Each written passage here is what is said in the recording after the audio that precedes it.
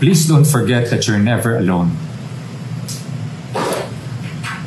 I have one last request to the ABS-CBN management. I hope you can show the mental health hotlines on screen after this video. It might save someone's life today. Anong ganap sa mundo ng showbiz?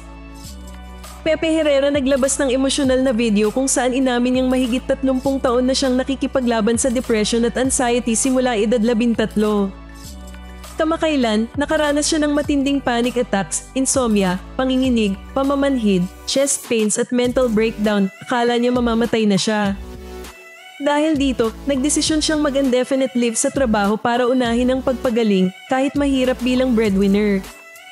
Aminado siyang nangutang muna para may pangtustos habang nagpapahinga. Nagpasalamat siya sa mga kaibigan, therapist at sa Your Face Sounds Familiar family at humingi ng paumanhin sa biglaan niyang pag-alis. May mensahe rin siya sa mga taong nahihirapan, huwag magtago, humingi ng tulong at tandaan na hindi ka nag-iisa. Hiling ni Pepe sa ABS-CBN na i-flash ang mental health hotlines para makatulong sa iba. And for those who are also struggling, I hope you get the help you need and the healing that you deserve.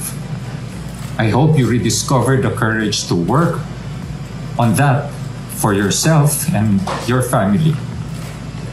Please don't forget that you're never alone.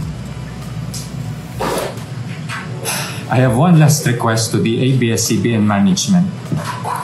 I hope you can show the mental health hotlines on screen after this video. It might save someone's life today.